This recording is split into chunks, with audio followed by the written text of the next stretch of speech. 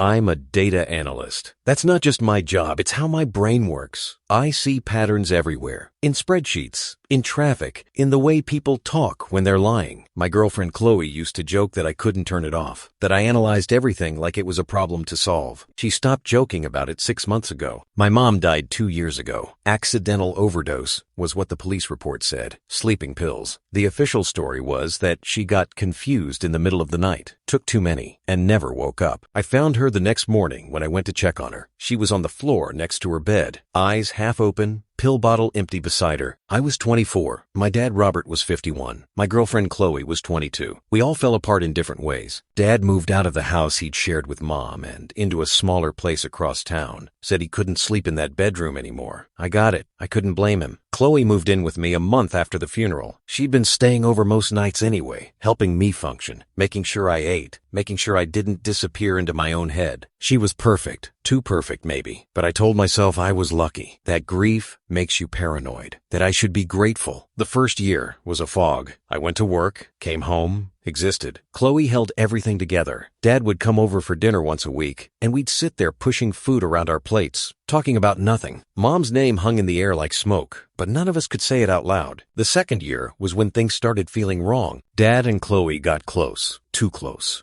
At first, I thought it was nice they were bonding over their shared grief, supporting each other, giving me space to process. But then the patterns started showing up. They'd have conversations in the kitchen that would stop the second I walked in. They'd go on long walks together, just the two of them, to talk about her. When I'd ask what they discussed, they'd give vague answers. Just memories, Qley would say. Just processing, Dad would add. They texted constantly. I'd see Qley's phone light up with Dad on the screen at odd hours. When I asked about it, she'd shrug. He's having a hard night. I'm just checking in. I told myself it was normal. Grief makes people do weird things. They were helping each other. I was being paranoid. Jealous, even, that they had each other to lean on in ways I couldn't access. But my brain kept collecting data points. The way they'd look at each other across the table. The way Qley's voice got softer when she talked to him. The way Dad would touch her shoulder, just for a second, when he thought I wasn't looking. I started running scenarios. Affair. Obviously, that was the pattern. My dad and my girlfriend. The two people I trusted most in the world. It made me sick to even think it, but the data was there. I just needed confirmation. I decided to wait, to watch, to gather more evidence before I confronted them. I told myself I was being logical, methodical. Really, I was just terrified of what I'd find. The 2-year anniversary was coming up. Next week, the house had been heavy with it for days. Qley had been quieter than usual, staring off into space during dinner. Dad had canceled our usual weekly meal, said he needed some time alone. I couldn't sleep. I was lying in bed at 2 a.m., staring at the ceiling, when Qley's phone lit up on the nightstand. The notification said, Dad. The preview showed part of the message. You up? My stomach dropped. Qley was asleep next to me. Her breathing was steady, peaceful. I sat up slowly, carefully, and reached for her phone. My thumb was registered in her biometrics. She'd added it months ago. In case of emergency, she'd been so casual about it at the time. What if something happens and you need to call someone? She'd said. I unlocked the phone. My hands were shaking. The message thread was right there. Dad, 2:16 a.m. You up? Qley, 2:17 a.m. Yeah, can't sleep. Thinking about her. Dad, 2:17 a.m. Me too. I miss you so much. Qley, 2:18 a.m. I miss you too. This is so hard. I read it 3 times. 4, 5. I miss you so much. I miss you too. It wasn't the language of grief. It was intimate, personal, the kind of thing you say to someone you're with, not someone you're mourning with. I felt like I was going to throw up.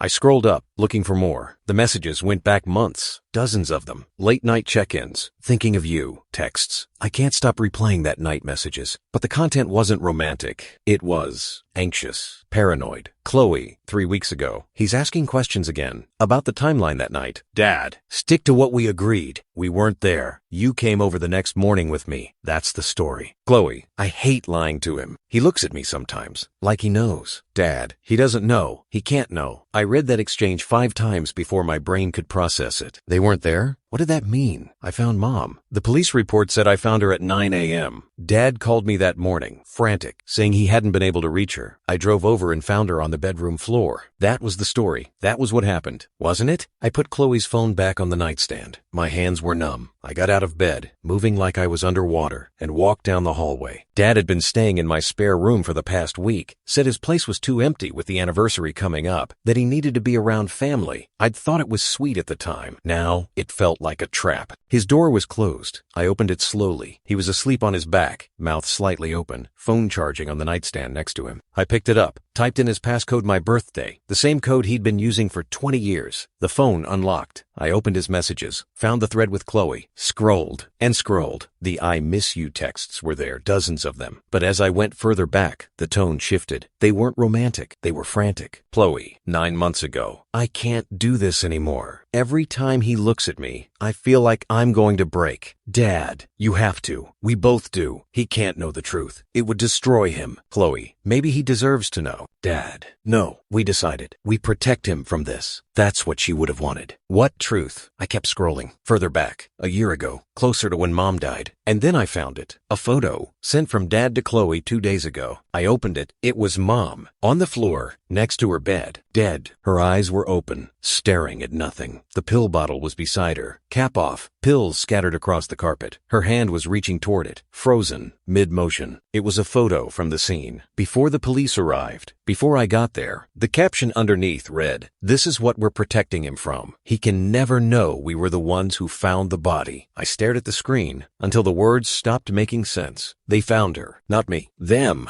I walked back to my bedroom in a daze. My body was moving, but my brain had stopped working. All I could see was that photo, Mom on the floor, eyes open, and the timestamp on the image file, 2:47 a.m., 2 years ago, the night she died. I pushed open the bedroom door and turned on the light. Qley bolted upright, blinking against the brightness. Mark, what's wrong? I didn't say anything. I just held out Dad's phone. The photo was still on the screen. Her face went white. Mark, you found her? My voice didn't sound like mine. It was flat, dead. We didn't, Mark. Please, let me explain. You found her. You and my dad. You were there. I felt my dad behind me before I saw him. He was standing in the doorway, frozen, staring at the phone in my hand. Son, don't. I turned to look at him. Don't call me that. Not right now. Qley was out of bed now, hands raised like she was approaching a wild animal. Mark, we were trying to protect you. From what? My voice cracked. From the truth? That you two were together? That you let me find her the next morning thinking I was the first one there? It's not like that, Dad said. His voice was hoarse, broken. We didn't plan. Then what? What happened? They looked at each other, some silent conversation passing between them. And that look, that shared, guilty, desperate look, told me everything. You were having an affair, I said. The words felt like glass in my throat. Qley's face crumpled. Mark, how long? Silence. How long? 6 months, Dad whispered. Before she died, it had been 6 months. I felt like someone had reached into my chest and crushed my heart with their bare hands. 6 months. While I was with Qley, while Dad was married to Mom,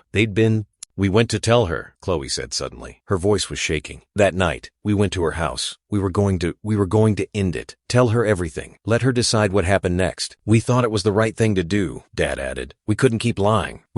What happened? I asked. My voice was eerily calm now. The analyst in me had taken over. I needed the data, the full picture. They both just stood there, silent. What happened? She was waiting for us, Qley whispered. When we got there, she knew. I don't know how, but she knew why we were coming. She had the pill bottle in her hand. She said, Dad's voice broke. He cleared his throat. Tried again. She said, you think you can just come here and blow up my life and walk away clean? You think you can do this and not suffer for it? We tried to talk to her, Qley said. She was crying now, tears streaming down her face. We tried to calm her down, tell her we'd figure it out, that we didn't have to do this right now. And then she opened the bottle, Dad said, and she just started swallowing them, handful after handful. We tried to stop her, tried to grab the bottle, but she was so fast. And she looked right at us and said, now you have to live with this, both of you, for the rest of your lives. The room was spinning. I sat down on the edge of the bed before my legs gave out. We panicked, Qley whispered. We didn't know what to do. We tried to make her throw up, tried to call for help, but she just looked at us and smiled. And then she closed her eyes. And you left, I said. The pieces were falling into place now. The pattern was complete. You left her there to die. We didn't think she'd actually, Dad started. You left her. We were terrified, Qley shouted. We were scared and stupid and we didn't know what to do. We thought if we called an ambulance, if we admitted we were there, everyone would know. About us. About what we'd done. About what we'd driven her to. So you let me find her instead. The silence that followed was answer enough. You let me walk into that house thinking I was checking on my mom, I continued. My voice was shaking now. You let me see her like that. You let me call the police. You let me think it was an accident. You let me blame myself for not checking on her sooner. You let me... I couldn't finish. My throat closed up. We thought it would be easier for you, Dad said quietly, if you didn't know, if you thought it was just an accident, a tragedy, not this. Easier. I looked at him, really looked at him. This man who'd taught me to ride a bike, who'd helped me with my homework, who'd walked me through my first heartbreak. This stranger. You thought it would be easier for me to live a lie? We were trying to protect you from the guilt, Qley said, from knowing what really happened, from having to live with the fact that she killed herself because of us. So you decided to live with it instead. I laughed. It sounded manic. How noble. How sacrificial. You two carrying this burden together, building your whole relationship on the foundation of my mother's corpse.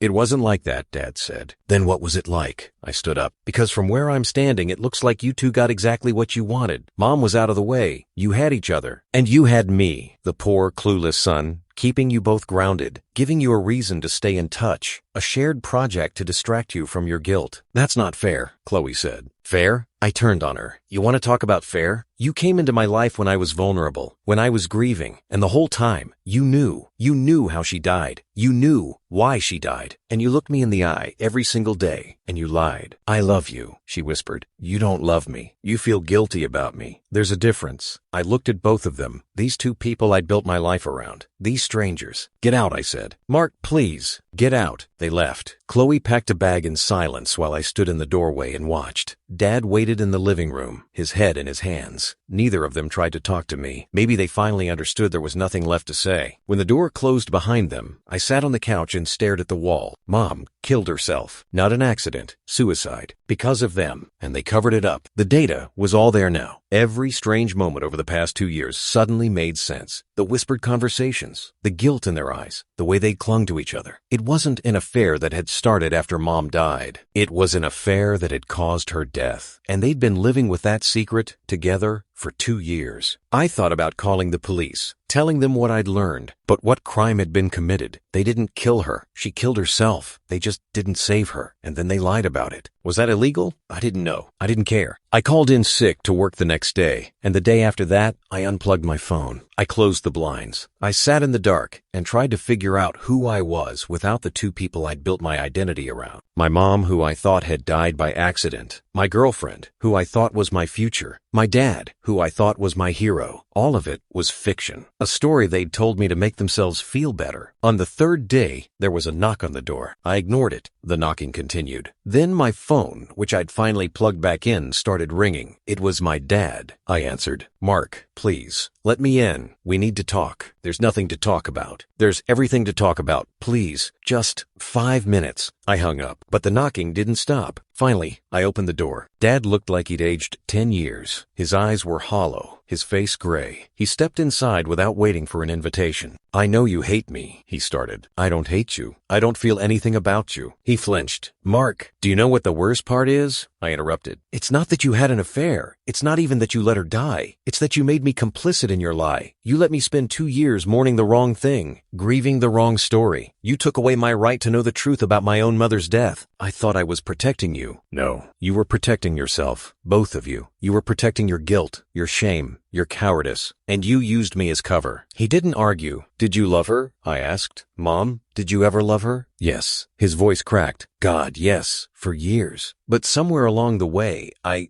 stopped, and I didn't know how to tell her. And then Qley was there, and she was young, and she made me feel, I don't want to hear this. You asked. I changed my mind. We stood there in silence. I need to know something, I said finally. The texts, the I miss you texts, were those about her? About Mom? He nodded slowly. We couldn't say her name out loud, not to each other. But late at night, when the guilt got too heavy, we'd text, just to remind each other that we weren't alone in it, that someone else understood what we'd done. How romantic. It wasn't romantic, Mark. It was survival. We were drowning in guilt. We thought if we could just carry it together, it would be bearable. Did it work? No. I almost laughed. Good. Another silence. Qley ended it, he said quietly. The affair. The night she met you, actually. We'd been planning to leave your mom together, to start fresh. But then Qley met you at that party, and she said she couldn't do it anymore. That you deserved better. That we both did. So she switched from you to me. How convenient. It wasn't like that. She genuinely cared about you. She still does. Don't. My voice was sharp. Don't tell me what she feels. You two don't get to control the narrative anymore. He nodded, looked down at his hands. I'm going to ask you something, I said, and I need you to tell me the truth. For once in your life, tell me the truth. Anything. Did she suffer? His face went pale. What? Mom, when she swallowed the pills, did she suffer? Or was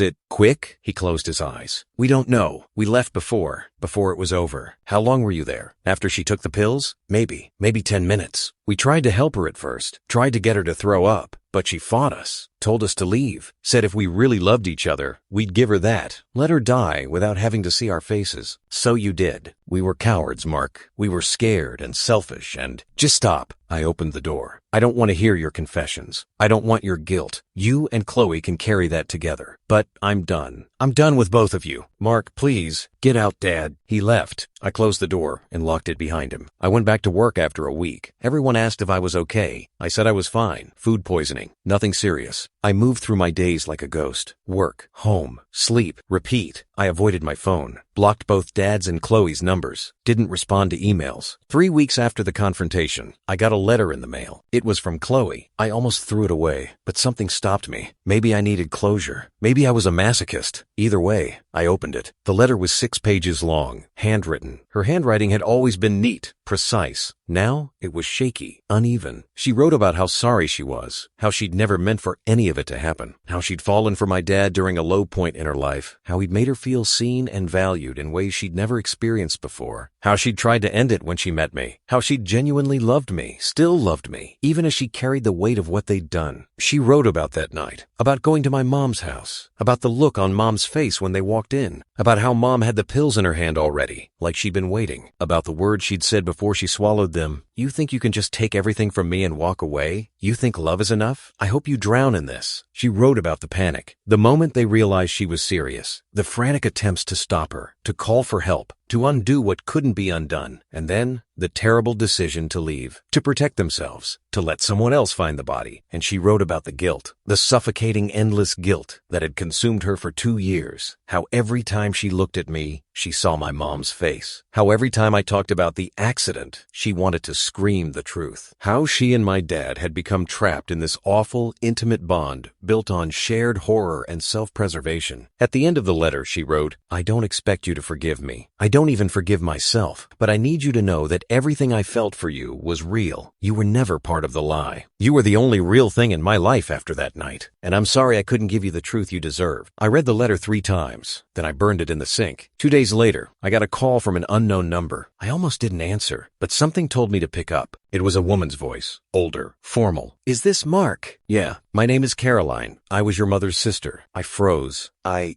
didn't know my mom had a sister. She didn't talk about me much. We had a falling out years ago, but I heard about her passing, and I wanted to reach out. I'm sorry I didn't contact you sooner. I wasn't sure if you'd want to hear from me. It's okay. My brain was struggling to process. An aunt. I had an aunt. I was cleaning out some of my mother's things recently. Your grandmother and I found some letters your mom wrote to me. Before we stopped talking, I think you should have them. Okay, we met at a coffee shop the next weekend. Caroline was in her late 50s, with the same dark hair and sharp eyes as my mom. Seeing her was like seeing a ghost. She handed me a small box. These are the letters. And there's something else. A journal your mom kept. Your grandmother had it. I think she wanted you to have it someday. I took the box with shaking hands. Thank you. Your mom. Caroline hesitated. She was complicated. She struggled with a lot. Depression, mostly. She had this tendency to catastrophize, to see the worst in every situation. I loved her, but she was hard to be around sometimes. I didn't know that about her. She hid it well. She was good at presenting a perfect surface. But underneath, Caroline trailed off. Just read the journal. It might help you understand. I read the journal that night. It was filled with entries dating back years. Before Dad. Before me, even. Page after page of my mom's thoughts, fears, anxieties, her struggles with depression, her terror of abandonment, her conviction that everyone she loved would eventually leave her. And then, In the final entries, the ones from the weeks before she died, the pattern became clear. She knew about the affair. She'd known for months. She'd found texts on Dad's phone, seen the way he looked at Qley at family dinners, pieced it together the way I had through data, through patterns, through cold, analytical observation. But instead of confronting them, she'd watched, waited, documented everything in her journal, built her case, and then she'd planned her exit. In one of the last entries, dated 3 days before she died, she wrote, "They think they're so careful, so clever, but I see them. I see everything, and I know what they're planning. They want to leave me, to take everything I've built and burn it down. So I'm going to beat them to it. I'm going to take myself out of the equation, and I'm going to make sure they never forget what they did. They'll have to live with this, both of them, for the rest of their lives. They'll carry me everywhere they go. And maybe that's not justice, but it's close enough." I closed the journal, sat there in the dark, and for the first time in weeks, I cried. Not for the loss of my mom, not for the betrayal of my dad and Qley, for the waste of it, the sheer, pointless, devastating waste. I called Qley the next day. She answered on the first ring. "Mark, I read Mom's journal." Silence. "She knew," I continued, "about you and Dad. She'd known for months. She planned the whole thing." "What?" "The suicide. It wasn't a spontaneous decision. She'd been planning it. She knew you were coming that night. She set it up. The pills, the timing, all of it." "Oh my God." Her voice was barely a whisper. "She wanted you to watch. She wanted you to carry it. It was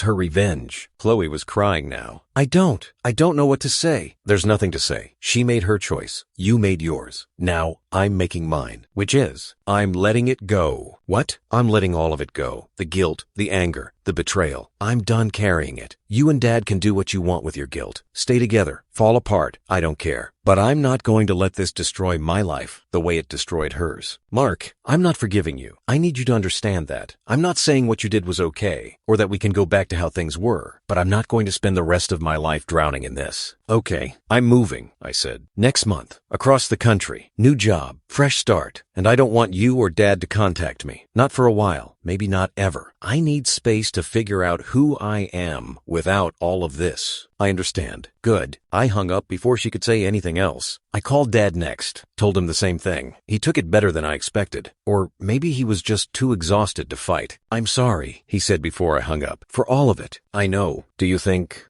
you'll ever be able to forgive me?" "I don't know. Maybe. But not now. Not for a long time." "That's fair." "Dad? Yeah? Get help. Both of you. See someone. Talk to someone. Don't just carry this between the two of you. It'll eat you alive." "We will." "Good." I hung up, and for the first time in weeks, I felt like I could breathe. I moved to the West Coast 3 months later, got a job at a tech startup, rented a small apartment near the water, started over. It wasn't easy. There were nights when I'd wake up thinking about that photo of Mom on the floor. Days when I'd see a woman with dark hair and have to stop myself from calling out to her. Moments when I'd almost text Qley before remembering, but slowly, gradually, I started to build a new life, new patterns, new data sets. I started going to a group for people who'd lost parents to suicide. Didn't talk much at first, just listened. But hearing other people's stories, their guilt, their anger, their confusion helped me understand that what I was feeling was normal. That grief doesn't follow a neat pattern, that it's messy and complicated and doesn't resolve on a clean timeline. I dated a little. Nothing serious. I wasn't ready for serious. But it was nice to connect with people who didn't know my history, who didn't see me as the guy with the tragic backstory. I thought about Caroline sometimes, my aunt. We'd exchanged a few emails after that first meeting. She'd invited me to visit her sometime. Maybe I would. Maybe having family, even complicated family, was worth the effort. And I thought about Mom. Not the mom I'd thought I knew, the perfect, tragic victim of a random accident, but the real Mom, the complicated, depressed, vengeful woman who'd engineered her own death as an act of revenge. I tried not to judge her too harshly. She'd been in pain. She'd made a terrible choice, but it was her choice, not mine to carry. 6 months after I moved, I got an email from Dad. The subject line read, "I thought you should know. I almost deleted it, but I opened it. Mark, I don't expect a response to this. I just wanted you to know that Qley and I aren't together anymore. We tried after everything to make something work out of all this mess, but we couldn't. There was too much guilt, too much history. Every time we looked at each other, all we saw was that night. I'm seeing someone now, a professional, trying to work through everything. It's slow, Hard, but I'm trying. I don't know if I'll ever stop missing your mom. Not the woman she became at the end, but the woman I fell in love with all those years ago. I've been thinking a lot about who she was before the depression, before the paranoia, before everything went wrong. I owe her that much to remember her as a whole person, not just the tragedy she became. I hope you're well. I hope you're building something good out there. You deserve better than what we gave you. You deserve better than all of this. Love, Dad. I read the email twice, then I closed it and didn't respond. Maybe someday I'd reach out. Maybe we'd rebuild something. Not what we had, but something new, something honest. But not yet. For now, I was focused on myself, on building a life that was mine, not defined by other people's choices or secrets or guilt. I was done analyzing the past, trying to find patterns in pain. It was time to create something new, and maybe that was the point. Maybe that was the only pattern that mattered, the choice to keep moving forward even when everything behind you was broken. I closed my laptop,